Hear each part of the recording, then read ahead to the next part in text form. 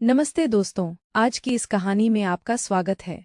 दोस्तों, यह कहानी एक जवान लड़के और उसकी भाभी की है जो सच्ची घटना पर आधारित है। एक दिन की बात, कार्तिक की भाभी रिया की कमर में बहुत ज्यादा दर्द हो रहा था क्योंकि उनको कमर में लचक पड़ गई थी। कार्तिक ने रिया के बेडरूम में आया और बोला, चलिए भाभी, आप लेट जाइए। मैं आपकी कमर पर बाम लगाकर हल्की मालिश कर देता हूँ ताकि आपका बचा हुआ दर्द भी ठीक हो जाए। रिया ने उसे मना करते हुए कहा, नहीं, रहने दो कार्तिक, मैं खुद कर लूंगी। कार्तिक ने कहा, आप खुद से बाम तो लगा लेंगी, लेकिन मालिश करना बड़ा मुश्किल होगा। मैं आपकी मदद कर देता हूँ, इससे आपको बाकी का दर्द भी ठीक हो जाएगा। यह कहकर कार्तिक कुर्सी से उठकर बेड पर रिया के पास आ गया और उसे लेटने के लिए कहा। भाभी जी बताइए, कहाँ लगाना है? रिया कार्तिक की हमदर्दी और फिक्र देखकर अब उसे मना नहीं कर पाई। हकीकत में दर्द का बहाना बन आकर कार्तिक को परेशान करना चाहती थी। वह शर्माते हुए पेट के बल लेट गई और अपनी कमीज को कमर से थोड़ा ऊपर कर लिया और कहा, यहाँ पर लगाओ। कार्तिक ने थोड़ा सा बाम अपनी उंगलियों पर लिया और धीरे धीरे रिया की कमर पर मलने लगा। जैसे ही उसके हाथ रिया की पीठ पर पड़े, उसे एक सुकून का एहसास हुआ। कार्तिक ने धीरे धीरे मालिश करना शुरू कर दी और उसके हाथों का स्पर्श रिया को बहुत आरामदायक लगा। जब जब कार्तिक के हाथों की उंगलियां उसकी कमर बंद के पास आई, रिया का दिल जोर से धड़कने लगा, लेकिन उसने खुद को संयम में रखा और कार्तिक की मदद का आभार माना। कार्तिक ने पूछा, भाभी ज्यादा दर्द कहाँ हो रहा है? रिया उस समय थोड़ी असमंजस में थी, अनजाने में जवाब दे बैठी, थोड़ा सा नीचे है। कार्तिक ने फिर से थोड़ा और नीचे बाम लगाने की कोशिश की। भले ही वह मालिश सिर्फ औपचारिकता थी, लेकिन रिया को कार्तिक के हाथों का आस्पर्श बेहद सुकून दे रहा था। भाभी जी, अगर आप सलवार को थोड़ा नहीं कर दे तो बाम अच्छे से लग सकेगा, कार्तिक ने कहा। इस पर रिया थोड़ी ही चकिचाना, फिर भी उसने अपनी सलवार को थोड़ा सा नीचे सरका दिया। नाड़े के बंद होने के कारण सलवार पूरी तरह से नीचे नहीं हो सकी, लेकिन कुछ हद तक सरक गई। कार्तिक ने फिर कहा, भाभी जी, आपकी त्वचा कितनी साफ है, बहुत ही गोरी है। कार्तिक की इस बात पर रिया के गाल शर्म से लाल हो गए, लेकिन वह उल्टी लपेटी हुई थी, इसीलिए कार्तिक इसे देख नहीं सका। उसे यकीन था कि कार्तिक उसकी देखभाल में जुटा हुआ था और उसकी बातों में कहीं ना कहीं इज्जत भी झलक रही थी। कार्तिक ने थोड़ी देर और मालिश की और जब रिया ने कहा कि अब ठीक है तो वो चुपचाप उठकर ऊपर चला गया। रिया को आज एक अलग ही सुकून महसूस हो रहा था। सालों बाद किसी ने उसे इस तरह से ध्यान दिया था जिसमें हमदर्दी और एक स्नेह छुपा था। कार्तिक के बारे में सोचते हुए कब नींद में खो गई, उसे पता ही नहीं चला। अगली सुबह जब जागी तो उसने खुद को तरोताजा और शांत महसूस किया। नहाने के बाद रिया ने बहुत सलीके से तैयार होकर ब्लैक रंग का सफेद कढ़ाई वाला जोड़ा पहना और ऊंची ही एल के सफेद सैंडल भी पहने। हल्का सा मेकअप करने के बाद वह किचन में नाश्ता तैयार करने लगी। नाश्ता बनाते समय हर बार वह किचन के दरवाजे पर आकर सीढ़ियों की ओर देख रही थी। कार्तिक एक काम पर जाने का समय हो गया था।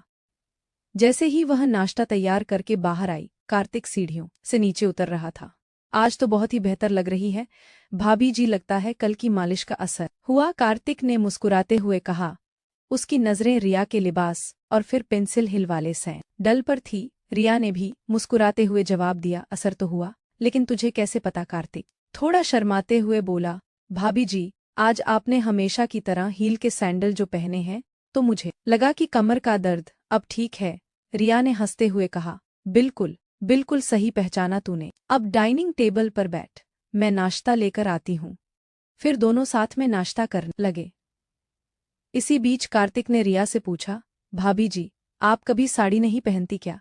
रिया ने जवाब दिया, पहनती हूँ, लेकिन बहुत कम साल में एक आध बार, अगर कोई खास मौका हो तो। क्यों? कार्तिक ने कहा, नहीं, बस इसलिए कि मैंने आपको कभी साड़ी में नहीं देखा। मेरा ख्याल है आप पर साड़ी बहुत ही खूब जमेगी। फिर कार्तिक जाते समय बोला, भाभी जी, रात का खाना मैं बाहर से ही ले आऊंगा, आप बनाना मत इस पर।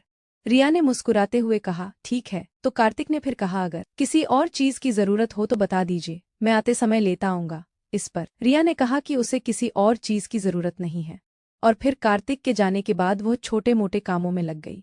इसके बाद वह ऊपर जाकर कार्तिक के कमरे को भी ठीक करने लगी। इसी दौरान रिया को उसके बेड के नीचे कुछ कपड़ा पड़ा हुआ नजर आया। तो उसने नीचे झुककर उसे बाहर निकाला तो उसकी आंखें हैरानी के मारे फटी की फटी रह गई।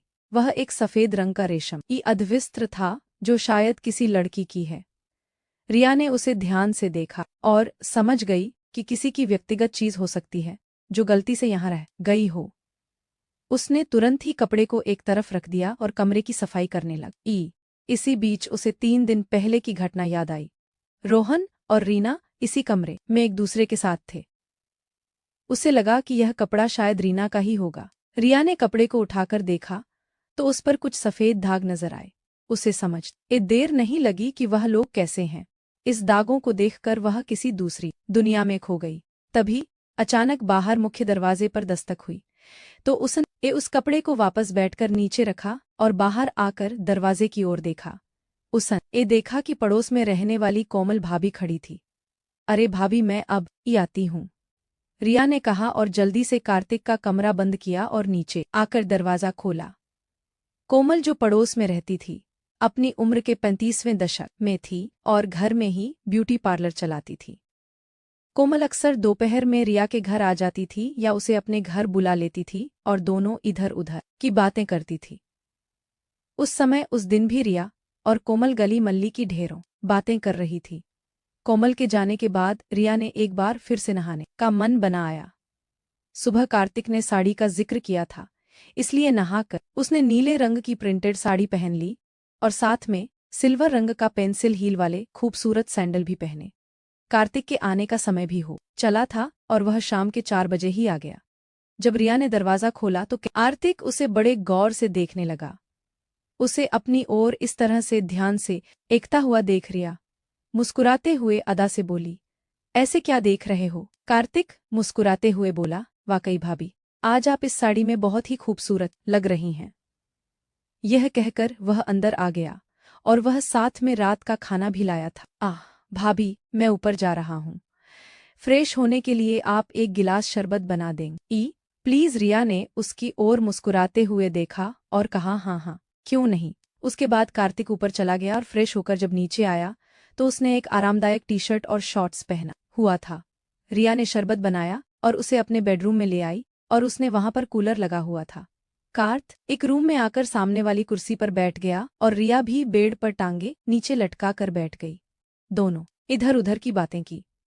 इस दौरान कार्तिक ने रिया से पूछा, भाभी, अब आपकी कमर का दर्द कैसा है? रिया मुस्कुराते हुए बोली, अरे अब तो मैं बिल्कुल ठीक हूँ, कल तहे इतनी अच्छी मालिश जो की थी। कार्तिक ने अपना शरबत का गिलास साइड टेबल पर रखते हुए कहा, भाभी, आप आराम से लेट जाइए, मैं एक बार और बाम से आपकी मालिश कर देता हूँ ताकि आपकी तबीयत और भी अच्छी हो जाए। रिया ने मना करते हुए कहा, नहीं कार्तिक, मैं अब बिल्कुल ठीक हूँ। लेकिन कार्तिक ने कहा, भाभी, आप मेरे लिए हमेशा इतना करती हैं, क्या मैं आपके लिए इतना भी नहीं कर सकता? चलिए लेट जाइए। रिया ने उसकी बात को टाल ना सकी और खाली ग्लास टेबल पर रखते हुए बोली, अच्छा बाबा, तू मानता नहीं, लेटती हूँ, पहले सैंडल तो उतार दूँ? सैंडल उतारने की जरूरत नहीं है भाभी, इतनी खूबसूरत सैंडल आपके हसीन पैरों की खूबसूरती को और भी बढ़ा रहे हैं, आप ऐसे ही लेट जाइए। कार्तिक ने थोड़ी चंचलता से कहा। रिया को उसकी बात पर हंसी आ गई और वह उसकी बात मानकर बेड पर लेट गई। उसने साड़ी पहनी हुई थी, इसीलिए उसकी कमर कार्तिक की नजरों के सामने थी। कार्तिक ने बाम को उंगलियों पर लगाया और रिया की कमर की मालिश करने लगा। रिया ने कार्तिक से पूछा, एक बात बता कार्तिक, तुझे मेरी ऊंची हील वाली सैंडल बहुत पसंद है ना? कार्तिक थोड़ा शर्माते हुए बोला, जी भाभी, आप बिल्कुल सही कह रही हैं, आपको अजीब लगेगा, लेकिन मुझे महिलाओं के पैरों में हाई हील वाले सैंडल बहुत आकर्षक लगते हैं और आप तो हमेशा ही हाई हील की सैंडल या चप्पल ही पहनी रहती हैं। रिया मुस्कुराते हुए बोली, अरे इसमें शर्माने वाली क्या बात है, और मुझे कुछ अजीब नहीं लगता, मैं तो तेरी भावनाओं को समझती हूँ। कार्तिक के हाथों से हो रही मालिश से उसे बहुत आराम मिल रहा था। कार्तिक के हाथ धीरे धीरे नीचे की ओर और बढ़ने लगे। रिया के मजाक के मूड को देखते हुए कार्तिक ने भी थोड़ा हिम्मत दिखाते हुए कहा, भाभी, आपकी त्वचा कितनी नरम है, अगर आप चाहे तो साड़ी को थोड़ा नीचे कर लें ताकि मैं अच्छे से मालिश कर सकूं और साड़ी भी गंदी नहीं होगी। रिया ने थोड़ा शर्माते हुए साड़ी को थोड़ा ढीला कर दिया ताकि मालिश करने में आसानी हो सके। उसे पिछली रात की मालिश से बहुत सुकून मिला था, इसलिए उसने ज्यादा नानुक नहीं की।